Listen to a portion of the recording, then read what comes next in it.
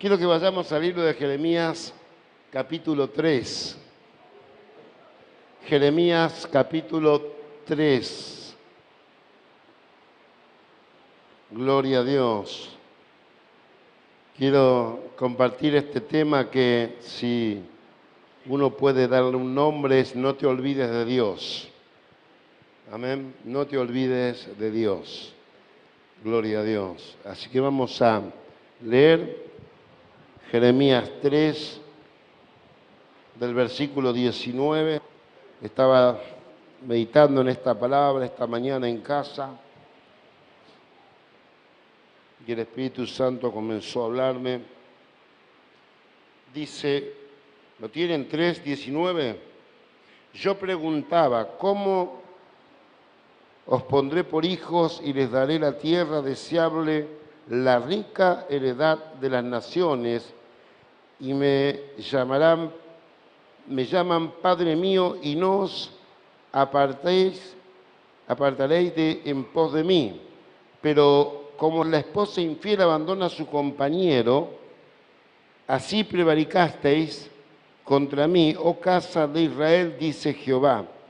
Voz fue oída sobre las alturas, llanto de los ruegos de los hijos de Israel, porque han torcido su camino, de Jehová su Dios se han olvidado. Conviértanse, hijos rebeldes, y sanaré vuestras rebeliones, y aquí nosotros venimos a ti, porque tú eres Jehová nuestro Dios. Padre, gracias por esta santa palabra, inspirada por el Espíritu Santo de Dios.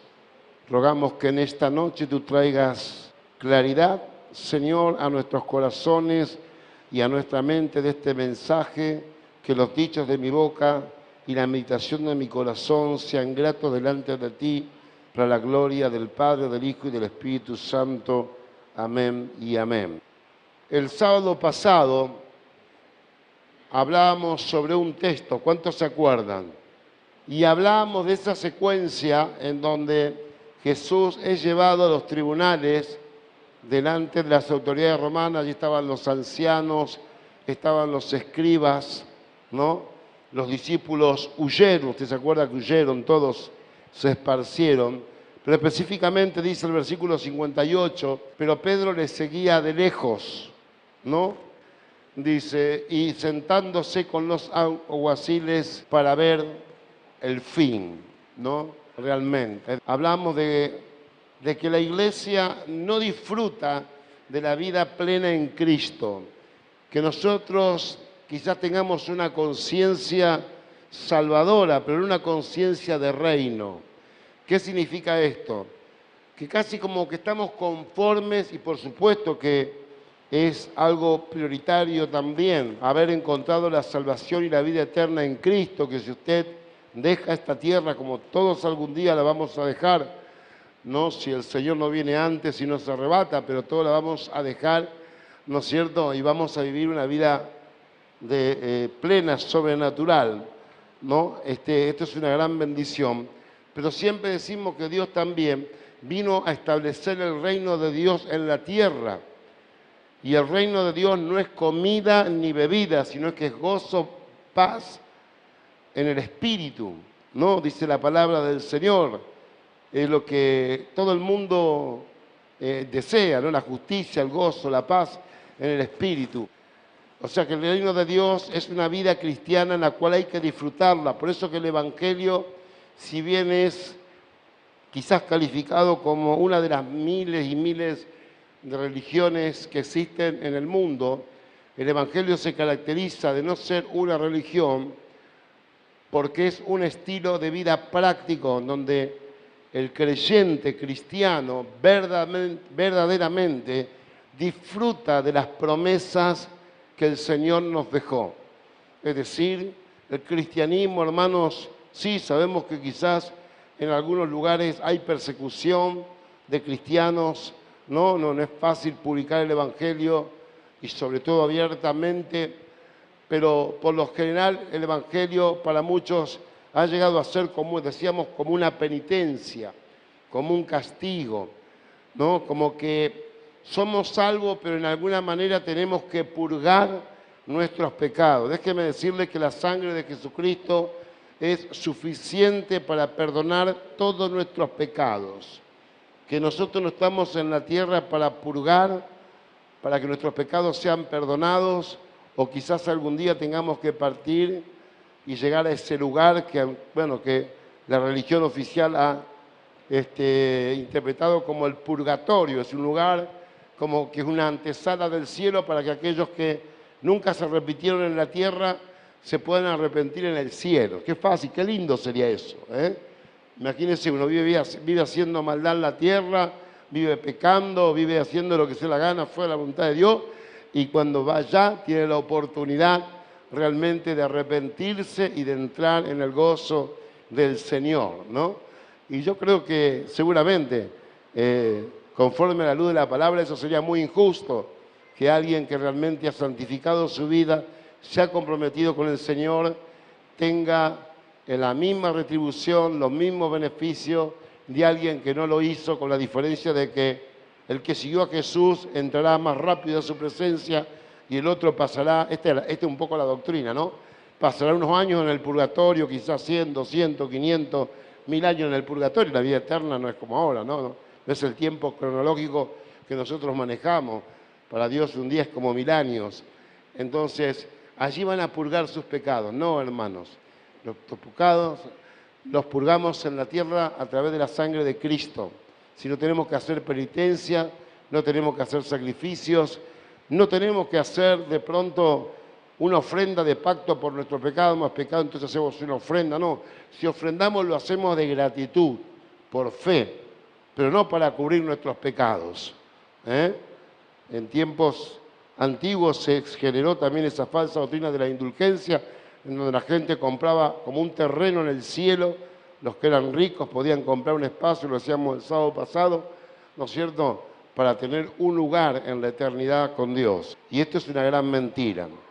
Pero la iglesia no disfruta de la presencia del Señor.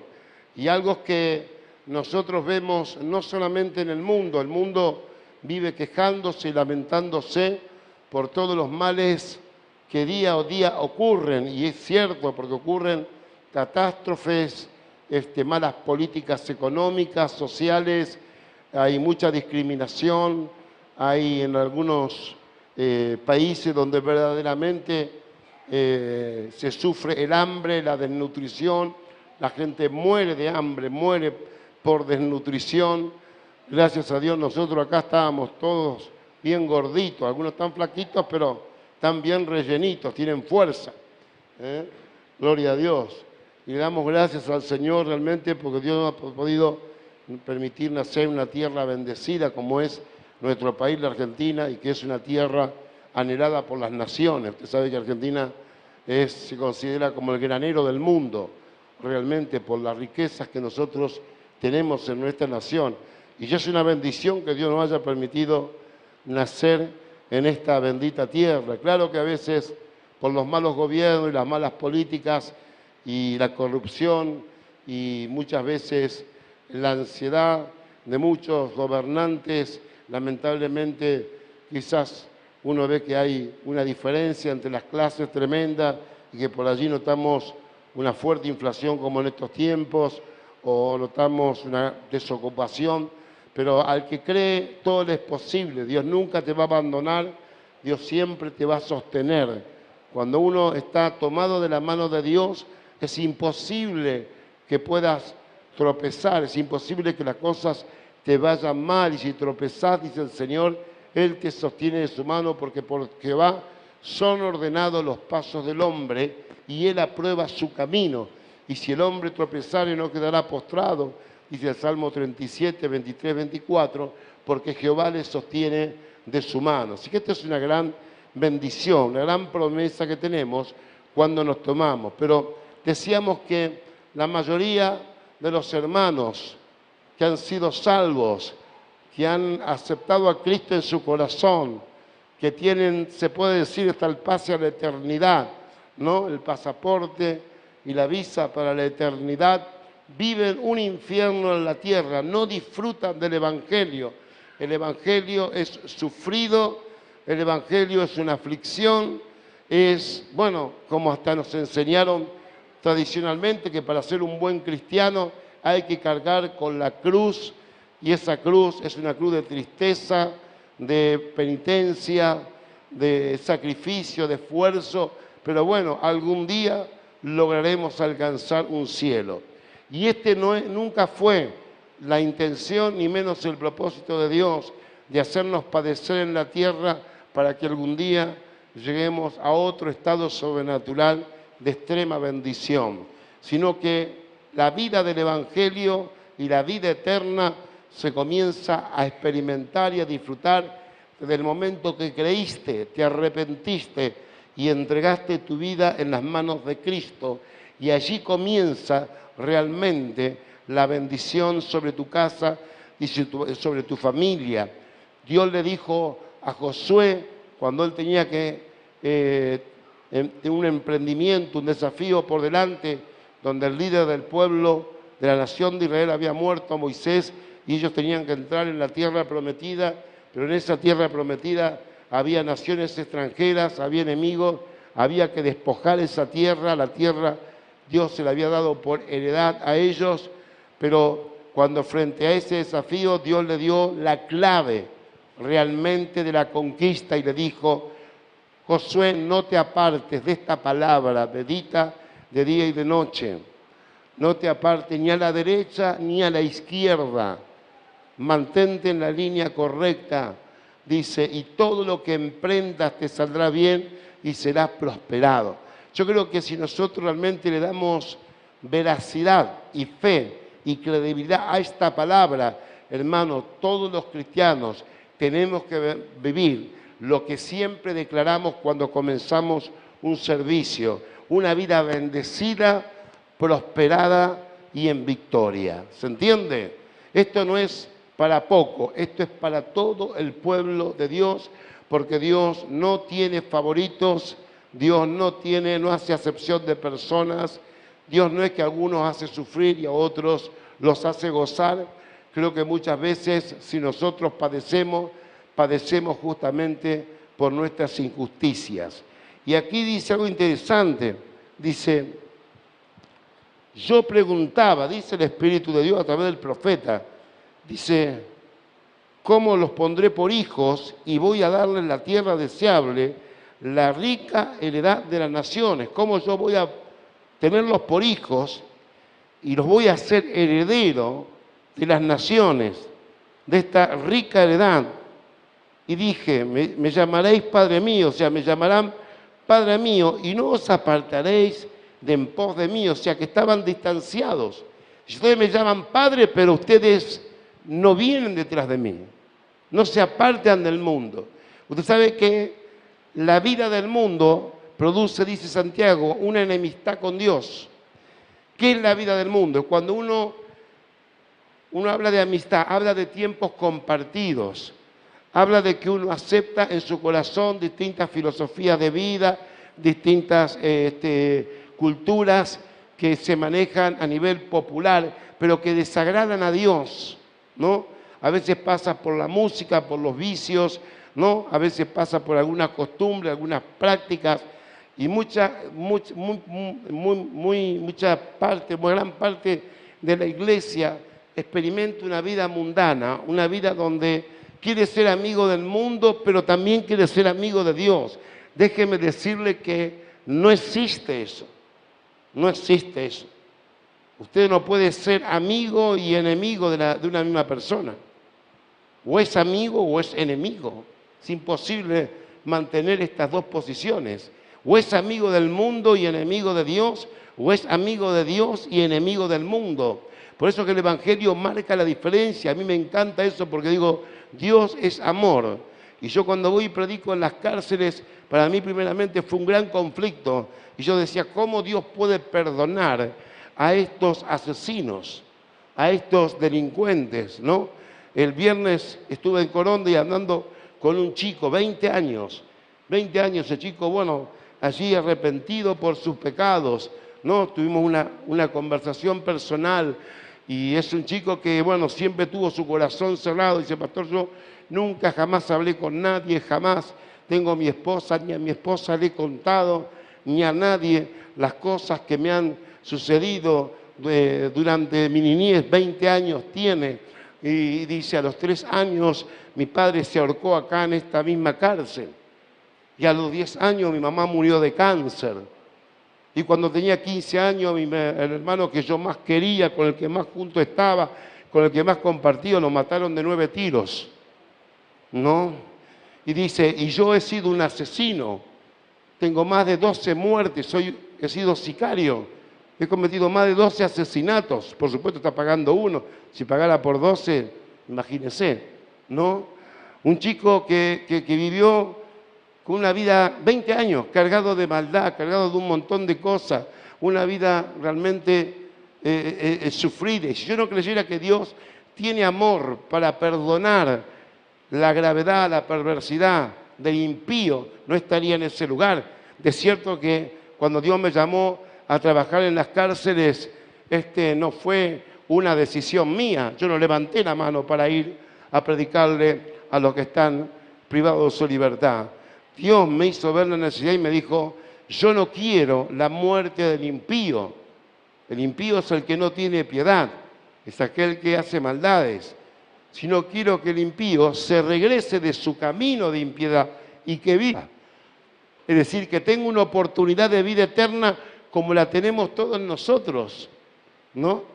Y cuando yo entendí eso, digo, pero si yo tengo tantos deseos en el corazón, desde que yo conocí a Cristo, siempre el deseo, bueno, fue servirle, fue formar una familia estable, fue tener hijos, tener salud, tener, qué sé yo, no pasar necesidades, y siempre fueron mis oraciones delante del Señor, que Dios me usara, y Dios me lo dio todo, un deseo que yo tenía, la veo, Dios tiene un deseo, ¿no?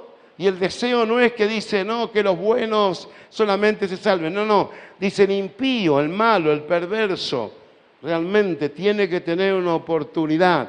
Y muchos nos critican todavía, siempre hermanos de las iglesias, y muchos quizás ni hablar las autoridades, siempre el mensaje, o por lo menos la declaración es esto, ¿qué haces acá? ¿Por qué no te vas a predicarle a las familiares de las víctimas que estos delincuentes han matado y han asesinado? Y le venís a predicar a esta gente que no se merece vivir, y muchas cosas más. Y yo le digo, mire, humanamente a lo mejor tiene razón. Yo también pienso así, pensé toda la vida así, que realmente que el que hizo tanta maldad merece una pena de muerte o merece pudrirse en la cárcel. Pero ¿sabe qué? Dios no quiere la muerte del impío. Y los caminos de Dios son más altos que nuestro camino, y los pensamientos de Dios son más altos que nuestros pensamientos. Y nosotros decíamos la semana pasada, hemos sido establecidos en la tierra, ¿no?, para hacer la voluntad del Padre, para hacer la voluntad del Padre, para caminar en la voluntad del Padre a través de la palabra de Dios, no para caminar como a nosotros bien nos parece en la vida o como a otros le parece, sino para hacer realmente la voluntad de Dios. Y si Dios no quiere la muerte del impío, yo tampoco la quiero. Quiero que el impío tenga una oportunidad, que emprenda su camino de regreso y que viva. Y gracias a Dios, hoy hasta en nuestra congregación, como en tantas congregaciones, hay impíos que se han vuelto, han emprendido su camino de regreso y hoy son hermosos hombres de Dios, siervos, pastores, gente que bendice, quizás en otro tiempo hizo daño. Entonces, pero Dios es amor, pero también Dios es justicia. Entonces Dios dice, yo me pregunto, ¿ustedes de pronto quieren que yo los tenga por hijos? ¿Cómo pondré por hijo? Dice, le voy a dar la tierra deseable, la rica edad de las naciones, y me llaman Padre mío, y no se apartan y vienen en pos de mí. Dice, pero como la esposa infiel abandona a su compañero. Usted sabe que esta es la figura que Dios ha tomado con la iglesia, que es el cuerpo de Cristo, ¿no? La iglesia es la esposa de Cristo. Por eso habla de las bodas del Cordero. La iglesia es la novia que se está preparando para la gran boda con el Cordero, y debe estar sin mancha y sin arruga, debe estar blanca y resplandeciente, limpia de pecado, para recibir a aquel que es santo, santo y santo por los siglos de los siglos. Esta es la figura que Dios toma, un ejemplo, para que nosotros podamos entender una verdad eterna, ¿no? Dios se compara de esta manera con nosotros. Es como el esposo con la esposa, dice, pero como la esposa infiel abandona a su compañero, dice así, prevaricasteis, o prevaricar significa el verbo, contra mí, oh casa de Israel, dice Jehová, ¿no? Y es interesante también que nosotros podamos prestar atención al significado de prevaricar, ¿no? Es un verbo intransitivo, dice faltar conscientemente, o sea, prevaricar, es decir, no es que uno me di cuenta, no sabía, qué sé yo, nadie me dijo, no, dice, es faltar conscientemente a los deberes de su cargo, su función, al tomar una decisión. Sí, cuando yo tomo una decisión de emprender un matrimonio, de ser un esposo, de ser un padre, de ser un empleado, de ser un empleador, de ser un ciudadano, yo estoy tomando un cargo, una asignación, como un funcionario. Y prevaricar significa, dice, es faltar conscientemente a los deberes de su cargo al tomar una decisión y dictar una resolución injusta con plena conciencia de su injusticia. Es decir, tomar una decisión y dictar una resolución injusta en plena conciencia de su injusticia. Así que esta gente que estaba en falta delante de Dios y que pecó, no era que lo hacía porque no sabía, no era porque hacía porque nadie se lo dijo, pero que usted sabe que con el conocimiento, dice la Biblia, Pablo a los romanos, que con el conocimiento de la palabra, que usted está como en esta noche, usted está recibiendo la palabra, o usted está leyendo la Biblia, no, dice cuando uno realmente conoce el pecado. El pecado vino por el conocimiento de la palabra, cuando dice no codiciarás, no matarás, o sea, cuando la Biblia te advierte de algo que no tenés que hacer y lo seguís haciendo, eso se transforma en pecado. Por eso decimos que el mundo no va a morir por los pecados que hace. Porque fornicó, adulteró, se alcoholizó, se drogó, fue a los brujos, lo cultivó. El mundo, si se pierde, es porque le ha dado la espalda a su mayor pecado, es darle la espalda a la verdad, al Evangelio. Le han predicado, le han dicho hay un camino nuevo, un único camino. Jesucristo es el camino, la verdad y la vida. Y el mundo le dio la espalda. Entonces el mundo va a morir por eso, va a morir por esa falta, por darle la espalda a Dios. Pero el pecado donde se inicia, no es en el mundo. El pecado se inicia en la iglesia. Por eso cuando Adán y Eva pecaron, no pecaron fuera del huerto, pecaron dentro del huerto. El huerto habla de la vida plena en Cristo, habla de la vida cristiana. Y cuando ellos pecaron, fueron destituidos del huerto. Fueron sacados de la presencia del Señor. Fueron destituidos de la gloria de Dios. Hasta tanto se arrepientan y se vuelvan al Señor. El impío se vuelva al Señor.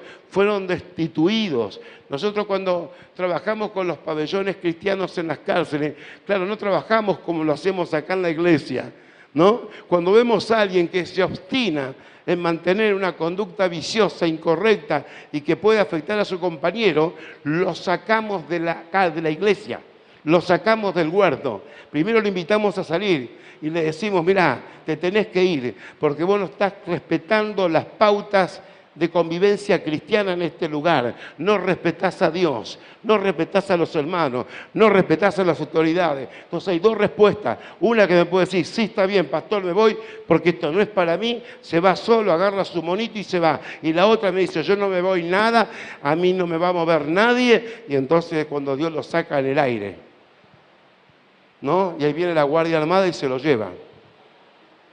Imagínense si los pastores haremos así en la iglesia acá afuera, de gente que vemos que no quiere cambiar su conducta, y agarramos, llamamos a las autoridades, al comando, lo que sea, la policía, y lo sacan esposado y lo llevan, lo dejan en la calle allá.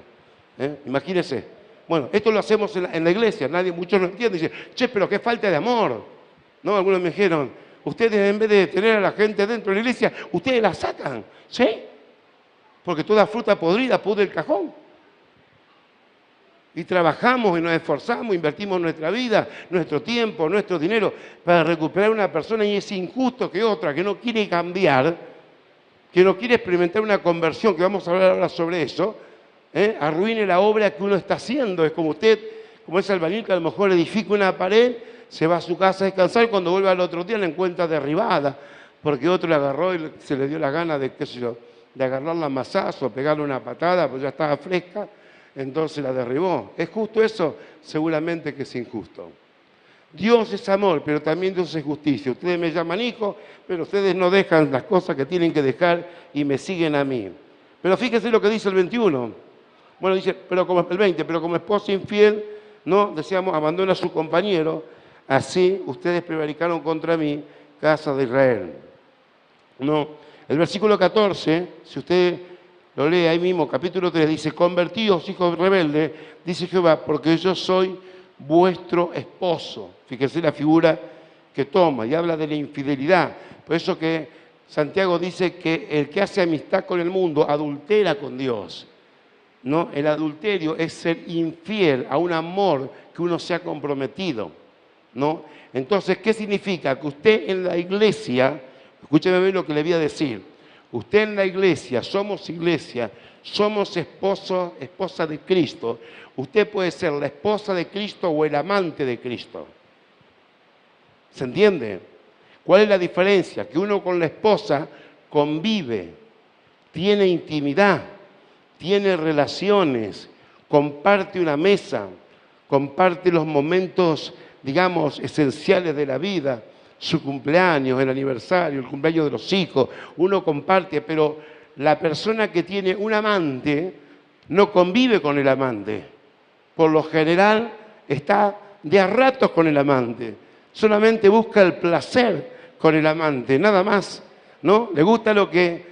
Nada más, y no toma ningún compromiso, no tiene ningún compromiso, nada. El único compromiso que puede tener es pagar la cuenta del hotel o del motel, nada más. No tiene compromisos. Entonces mucha gente en la iglesia a Jesús lo tiene como un amante y al mundo como un esposo.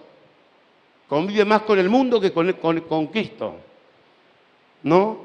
Somos infieles al amor de Dios, somos adúlteros al amor de Dios. Cuando practicamos el pecado, no vivimos una vida santa, mentimos, engañamos, defraudamos, no pagamos nuestras deudas, tomamos dinero prestado y no lo devolvemos, tenemos nuestro trabajo. Acá no pasa, gracias a Dios, porque ustedes están muy bien enseñados, pero en otras iglesias pasa. Pero por ahí usted va a hacer un trabajo, le dan plata para los materiales, se gasta la plata en los materiales, no hace el trabajo y deja mal la imagen de la iglesia. Y hay muchos hermanos que a veces trabajan de esta manera, ¿no? Son más amigos del mundo que amigos de Dios. Es decir, lo tenemos al Señor más como un amante que como un esposo. Y nuestro esposo es el mundo. Y Jesús pasa a ser nuestro amante. Pasamos un ratito con Jesús, pero todo el tiempo pasamos con el sistema de este mundo. Invertimos, gastamos en fiestas, en drogas, en lo que sea, ¿no? Pero allí se va nuestra finanza y nuestro esfuerzo. Pero cuando tenemos que dar una ofrenda, muchas veces nos duele o quizás hasta criticamos porque uno tiene que ofrendar para el Señor y ni hablar la palabra diezmo que está tan profanada, no por el mundo solamente, sino dentro de la iglesia, en donde tantos se niegan a diezmar y critican y hablan mal de los diezmos y un montón de cosas y lo toman como una ganancia de los pastores, como una estrategia no sé de qué, y es algo que está escrito en la palabra del Señor. Abraham dice que le dio los diezmos a Melquisedec en el tiempo de la gracia, donde no existía la ley, los 10 mandamientos que Dios le dio a Moisés, ¿no? Y él dice que vino a una batalla y tomó el botín, lo que había ganado, conquistó esa batalla porque Dios le había dado la victoria, y de ese botín le dio el 10% a Melquisedec, que era un sacerdote del Dios Altísimo. Entonces, muchas veces estamos más amigados con el mundo, ¿no? Y prevaricar significa hacer algo conscientemente, tomar una resolución en plena conciencia de la injusticia que eso implica. Pero ¿cuál es la consecuencia? El 21. ¿Se lo puede leer conmigo? Dice, voz fue oída sobre las alturas, llanto de los ruegos de los hijos de Israel. ¿Por qué? Dos razones. Han torcido su camino, de Jehová su Dios se han olvidado.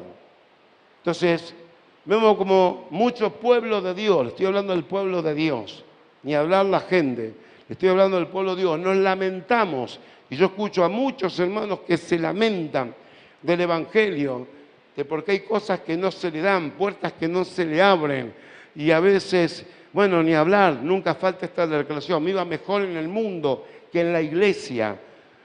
En el mundo nunca me faltó el trabajo, ahora en la iglesia siempre me está faltando el trabajo. ¿Y será porque no diezmás? ¿Será porque no te alineás con Cristo? ¿Será porque estás prevaricando? No sé, Dios sabe, pero a cada dos, digamos, se puede decir dos motivos por los cuales uno puede llegar a un estado de lamento, de llanto, de ruego. Vos escuchó el llanto del pueblo de Israel, la gente que se lamenta de todo, que no le alcanza para esto, que no le alcanza para lo otro, que no le alcanza para aquello, en vez de saber que cuando nosotros buscamos su reino y su justicia, las demás cosas nos son añadidas. Esto es lo que la palabra nos promete, ¿no es cierto? Entonces dice que cuando ellos de pronto prevaricaron, es decir, platicaron la injusticia con conocimiento de causa, ¿no? Como la esposa que gana, que es infiel, perdón, al compañero, dice, voz fue oída sobre las alturas y del llanto de los ruegos de los hijos de Israel. Habla de la iglesia. Hijos de Israel significa el pueblo de Dios. Hoy somos el Israel espiritual de Dios. Hemos sido injertados en el árbol de la vida. ¿Se entiende? Entonces, dice, porque han torcido su camino. ¿Y cuánto han torcido su camino, hermanos? Comenzaron bien y ya andan para cualquier lado, ¿no? Cualquier reflector que se prende, allá vamos. No respetamos la palabra del Señor. Es decir, nos cuesta perdonar, nos cuesta, somos muy... Hay hermanos tengo un hermano que está ahí trabajando, siempre colaborando conmigo, y ya no sé qué manera trabaja mucho en el Ministerio Carcelario conmigo, pero ya no sé de qué manera hablarle para que no se me ofenda. Porque le hablo con amor de algo que a lo mejor simplemente tenés que corregir y ya se siente ofendido, maltratado, no sé qué, ¿no? Y resentido en su corazón, y resentido con este y con el otro. Hermano, ¿cuánto hemos torcido el camino, dándole lugar al resentimiento, al odio, a la mentira, a la inmoralidad? ¿Cuánto nos hemos prostituido? Vuelvo a repetir, una de las cosas que decíamos el sábado pasado, que nos hace seguir a Jesús de lejos, son las redes sociales. ¿Cuánto nos hemos prostituido por las redes sociales? Y cuando uno mira las redes sociales, a mí a veces, hermanos, le digo, yo a veces las veo porque realmente me gusta ver el estado. Yo no tengo, a lo mejor, que otros pastores deben tener una visión de Dios les muestra a la persona en su casa, como si fuera uno que estuviera invisible ahí, viendo cómo se trata íntimamente en el hogar. A mí Dios me muestra esas cosas. Yo voy al Facebook, es más fácil. Cuando yo leo lo que los hermanos ponen, me doy cuenta qué tipo de demonio hay ahí adentro. Enseguida me doy cuenta, realmente, de resentimiento, de mentira, de odio, de lascivia, ¿no? Palabras realmente que son provocadoras, seductoras, con doble sentido. Entonces, hermano, ¿y cómo después queremos que las cosas nos vayan bien? Queremos que las puertas de trabajo se abran, que tengamos buenos sueldos, que marquemos la diferencia. Tenemos que marcar la diferencia con el mundo, no porque venimos a una reunión religiosa, sino porque la iglesia tiene que ser una iglesia prosperada y una tierra deseable por el mundo, donde el mundo dice, yo no me gusta ninguna religión, yo no creo en Dios, pero estos locos viven de primera. Y no son todos empresarios, ni son todos millonarios, ni son todos estos, ni son todos los otros. Yo a veces contaba, digo, no me acuerdo a quién le contaba, ¿no? Pero a otro pastor. De pronto, a veces me sé reunir con los chicos de mi infancia, ¿no? Que yo soy joven. Yo nací aquí en Funes y hay muchos muchachos que ya tienen mi edad, 63 años, nosotros decimos los chicos del barrio. Y a veces decimos, no, vamos a reunir con los chicos del barrio, sí, hacemos un asadito y nos reunimos. Y a veces nos reunimos con la gente, muchos también acostumbran esto, a reunirse con los compañeros de la secundaria. Pasaron 20, 30, 40 años, 50 años y se siguen reuniendo con 4, 5, 6 o 7, o no. No sé si alguno acá lo hace, que se reúne con los compañeros de la secundaria, ¿no? Pero muchos lo hacen, ¿no? Con distintas generaciones de tiempo distintos que hemos vivido, ¿no? Y cuando yo me reúno con esta gente, claro, este es empresario, el dueño no sé de qué, tengo uno que cuando terminó la escuela conmigo, que es el dueño de la heladera esta Bricken. Es dueño total el tipo de todo eso. Tengo otro compañero que terminó la escuela conmigo, que es el dueño del hotel Colonial que está en la avenida Alberdi, un hotel grandísimo. Él es el dueño de ese hotel. Y un montón de empresarios. Y ellos me dicen muchas veces lo siguiente, ¿no?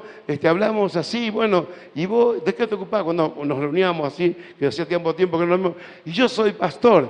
Ah, con razón a vos te vas a recontra. Porque claro, porque ellos dicen, yo soy empresario, te digo la verdad, tengo tanto trabajo que no tengo mucho tiempo de tomarme vacaciones. En mis, no sé, 30 años de trabajo he ido 2 veces a Estados Unidos y otra vez no sé por dónde, por el Caribe, 3 o 4 veces en mi vida, y vos capaz que has ido 25, 30 veces he ido a Estados Unidos, yo a veces 4 veces por año. Dice, ¿cómo haces? Si vos no. Sí, claro, vos sos pastor. Entonces cuando uno dice pastor, claro, la gente se imagina, qué sé yo, un estadio lleno, o como otros pastores que gracias a Dios tienen sus canales de televisión. Y digo, no, yo vivo en Funes, tengo una congregación de hermosos hermanos, no sé si tenemos 50, 60, 70, y eso, pero Dios nos bendice. Y ellos no pueden entender. Mis hermanos carnales, en un tiempo llegaron a revisarme el auto que yo tenía hace unos años atrás, para ver dónde yo metía la droga. ¿Sí?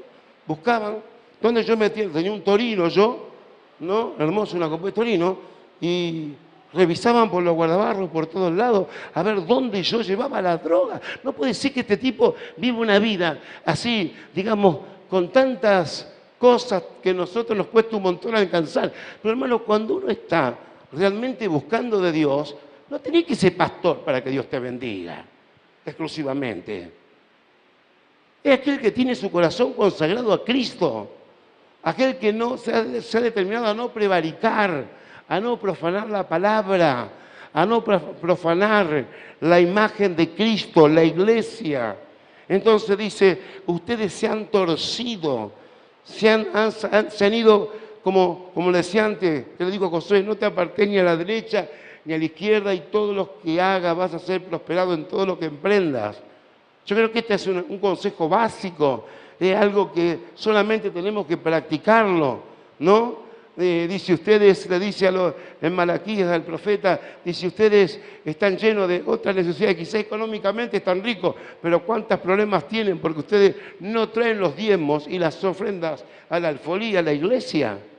No están cumpliendo y le han robado a Dios y malditos son con maldición, ¿no es cierto? Porque el pueblo, ¿por qué Dios le habla así? Porque el pueblo de Dios en aquel tiempo estaba muy prosperado. Las cosechas eran bárbaras, levantaban unas cosechas tremendas. Pero usted sabe que Dios, cuando les dio la tierra prometida, a 11 tribus les repartió las tierras para que las siembren, levanten la cosecha, vendan su producto, ¿no es cierto? Y de ese producto ellos tenían que dejar los rincones de sus campos, el 10%, para darle a los levitas, que no le dio una tierra, no le dio un terreno, no le dio casa, no le dio nada. Solamente ellos tenían que entender la vida espiritual como sacerdotes del pueblo de Dios.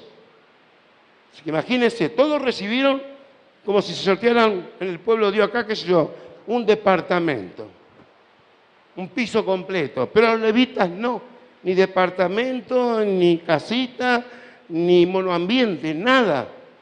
nada. Iban a vivir del diezmo que le dieran los que eran bendecidos por Dios. Y ellos fueron bendecidos y le dejaron de dar los diezmos a los levitas. ¿Y qué hicieron los levitas? Tenían familia, tenían hijos. ¿Qué hicieron? Tuvieron que ir a trabajar a los campos para estos empresarios, como empleados. Entonces no podían atender la vida espiritual del pueblo. Pero había problemas familiares, matrimoniales, había enfermos, otra necesidad, porque el hombre asocia que si tenés plata, y sobre todo en la iglesia, si estás prosperado económicamente, es porque andamos bien con Dios. Es porque estamos haciendo la voluntad de Dios, no le estamos honrando. No, hermano, la prosperidad no es solo un símbolo de bendición. Porque la prosperidad es una palabra integral. Prosperidad significa el que va siempre hacia adelante, en todo. No en la finanza, en la salud, en el matrimonio, en los desafíos, en el estudio, en la profesión. El que siempre está avanzando. La palabra prosperidad significa el que siempre avanza. El que nunca se detiene. Entonces dice, ustedes han torcido su camino y de Jehová Dios se han olvidado. Mire, yo no le voy a preguntar, pero yo creo que si yo le pregunto, que alguno pueda dar testimonio o pueda levantar la mano, si conoce a alguno que se olvidó de Dios, acá todos levantarían la mano. ¿Sabe cuánta gente pasó por este templo? Los que están del principio saben, miles de personas. Y la mayoría de ellos están en el mundo. Y acá fueron sanados, fueron libertados, fueron restaurados sus matrimonios. Dios los ha bendecido, los ha sacado de la miseria. ¿No? Le ha dado hijos que no podían tener.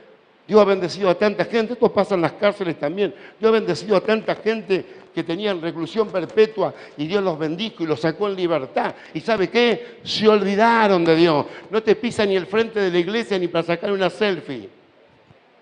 Se olvidan de Dios. ¿Cuánto nos hemos olvidado de Dios? Sí, nos acordamos del hermano que nos ofendió, del que nos sacó mano, del que habló mal de nosotros, del que le fuimos a pedir y no nos dio nada, del que no nos prestó o el que no nos dio. Ese no nos olvidamos nunca más, ¿no? Pero ¿cuántos beneficios hemos recibido de parte del Señor y nos hemos olvidado de Dios? Hoy si llueve mucho ya no podemos. Si estamos un poco cansados, olvídese. Yo sé que muchas veces hay algunos compromisos que tenemos que cumplir, que son relacionados a los vínculos familiares, cumpleaños, a veces un aniversario. Tenemos que estar con la familia, pero hay hermanos que faltan como se les da la gana. Se han olvidado de Dios. Pero cuando viene el tiempo del llanto, la voz del ruego, allí nos acordamos del Señor. Y le decimos, Padre mío. Ustedes me dicen, Padre mío, pero ustedes son amigos del mundo. Y me llaman Padre. Y quieren que yo les dé la heredad y que yo los bendiga, ¿no? Y han prevaricado, han pecado conscientemente practicando la injusticia, se han olvidado de Dios. 22 dice, conviértanse, convertíos, hijos rebeldes, y sanaré vuestras rebeliones. Y aquí que nosotros vinimos a ti, porque tú eres Jehová nuestro Dios. ¿Qué dice la palabra? Conviértanse, convertíos. Y en esto estamos nosotros, creo que bastante enseñados, y más de una vez nos han marcado cómo es la diferencia entre un convencido y un convertido en la iglesia, ¿no? El convencido, el que dice, la verdad que de todas las religiones, esta es la más chévere, la más linda. Acá se danza, acá se aplaude, se festeja, qué sé yo, los hermanos se regalan cosas, se ayuda, qué lindo, ¿no? Entonces uno como una religión más mira el Evangelio de esta manera y está convencido que lo que estamos haciendo es bueno, pero nunca se compromete con Dios y como Pedro lo sigue a Jesús de lejos, mirando cómo será el fin de los hermanos, dónde van a ir a parar, pero no hacemos nada por salvar a nadie.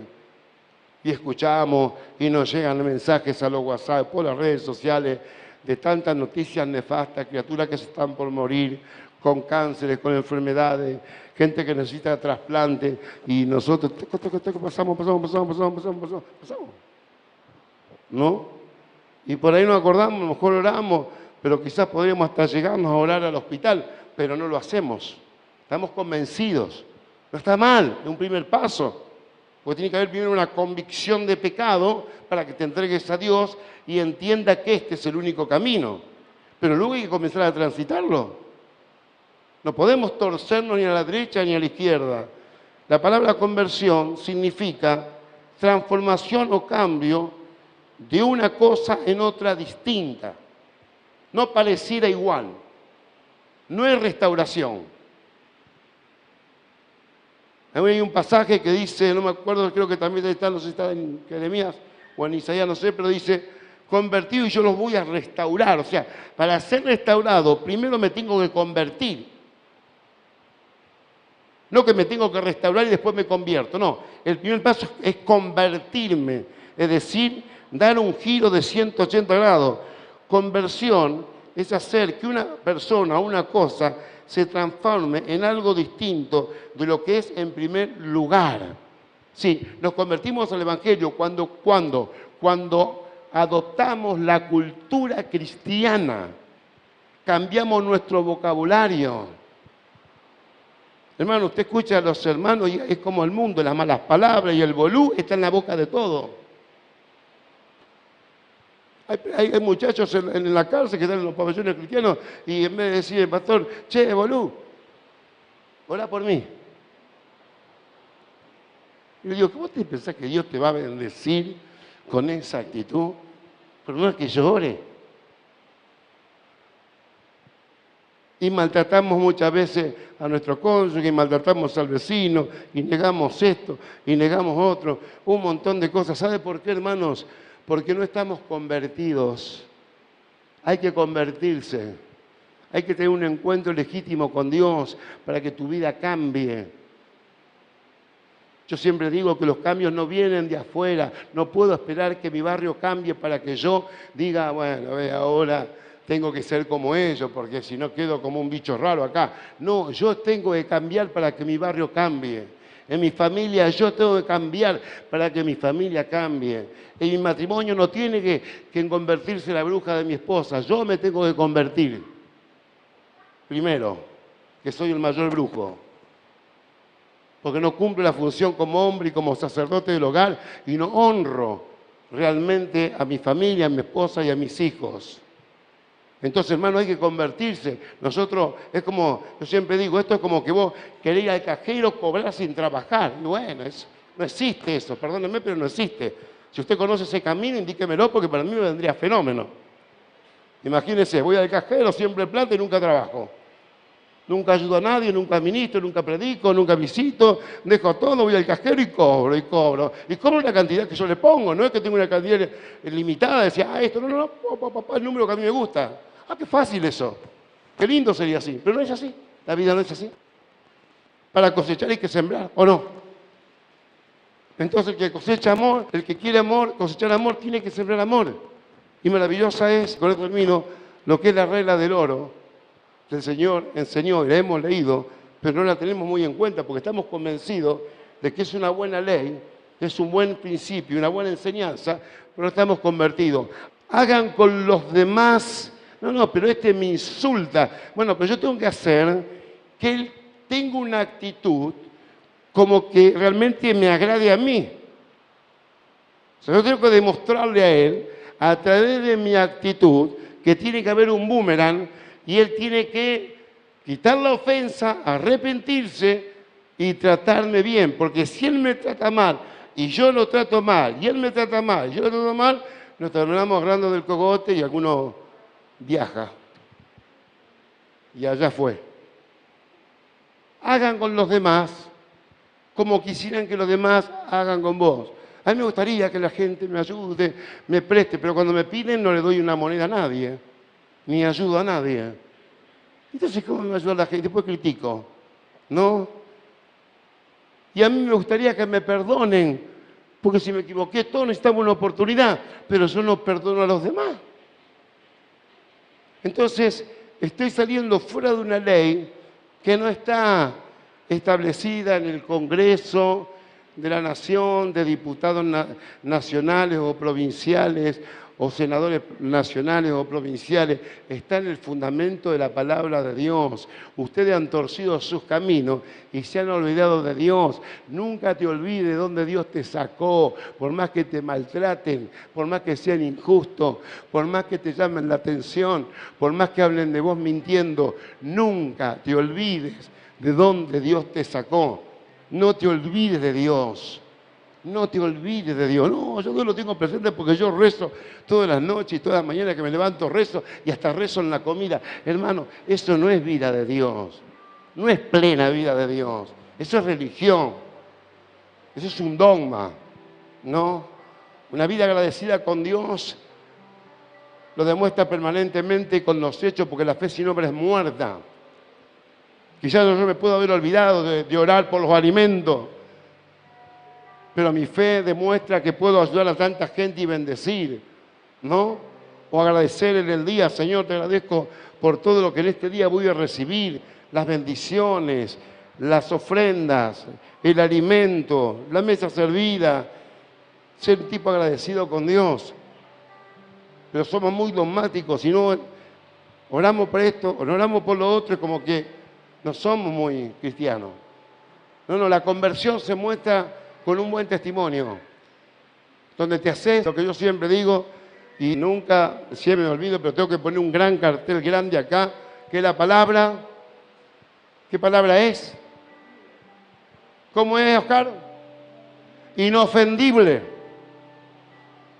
Haga lo que me haga, me escupas en la cara, me vomites en la cara, haga lo que hagas, me pegues una patada, lo que sea, yo no me voy a ofender, no le voy a dar el gusto a la carne ni al diablo. Te voy a tratar como quisieran que a mí me traten, yo no voy a hacer lo mismo y te voy a volver el escupitazo, sino que voy a hacer realmente como me gusta que a mí me traten, demostrarles a los demás cuál es la verdadera conducta. Esa es la forma de evangelizar más práctica. Ese es el evangelio más directo para la gente. Cuando la gente ve un buen testimonio en tu trabajo, cómo honrás a tus patrones, no te llevas nada de tu trabajo, cómo respetás a tus compañeros, cómo te quedás media hora más para ayudarle a alguien aunque no te la paguen. Sin quejarte, porque si lo vas a hacer y te vas a quejar, más vale andate. Porque ya perdiste la bendición, porque Dios bendice al dador alegre. ¿Se entiende? Pero sabe que para eso se necesita una conversión. No un convencimiento, una conversión. Y dice Dios que entonces sí, Él te va a dar la heredad y las riquezas que Él tiene, no realmente, y que Dios te mire como una esposa y no como un amante. Le vuelvo a repetir, las personas que tienen un amante la ven de tiempo en tiempo, pasan unos ratos, solamente gozan del placer, pero no quieren el compromiso. Pero cuando nosotros tenemos nuestra compañera, somos fieles, o nuestro compañero fieles, tenemos intimidad, disfrutamos del hogar, disfrutamos de la familia, disfrutamos de los hijos, y lo que ganamos lo invertimos allí, en nuestra tierra, en nuestra casa, en nuestro hogar. Allí lo invertimos. Le damos a Dios lo que es de Dios y al César lo que es del César. Y Dios nos bendice. Padre, gracias por esta palabra. Necesitamos una conversión, un cambio de mente, una metamorfosis, Señor, una transformación de nuestra mente, que cambie nuestra manera de pensar, para que cambie nuestra manera de actuar. Porque muchos, Señor, en tu pueblo que es tan grande, Dios mío, muchos estamos convencidos, pero no estamos transformados ni convertidos, Señor. Y la palabra conversión significa transformarse en una cosa distinta, totalmente opuesta a lo que éramos. Ser realmente cristianos de verdad. Cartas leídas por el Evangelio, en el nombre poderoso de Jesús.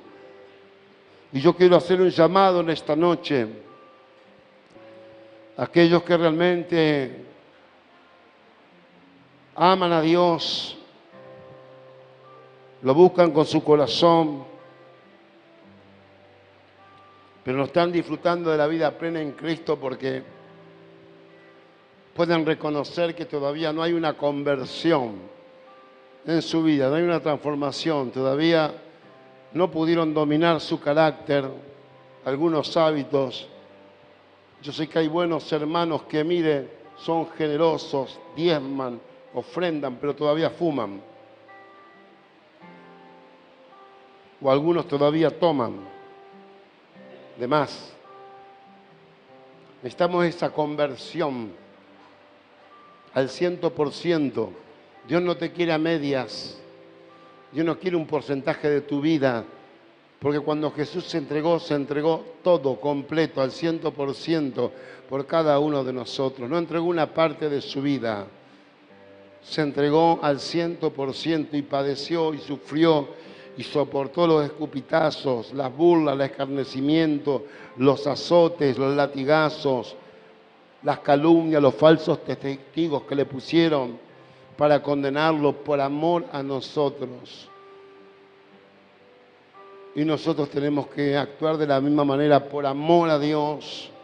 Muchas veces tenemos que soportar las ofensas y ser inofendibles. Y muchas veces tendremos que, como aquella viuda pobre, vaciar nuestro bolsillo y ponerlo todo en las manos de Dios en un acto de fe, creyendo que Dios me va a dar un gran recurso, una gran cosecha. Yo quisiera que en esta noche alguno que dice, hay áreas de mi vida que yo tengo que convertir.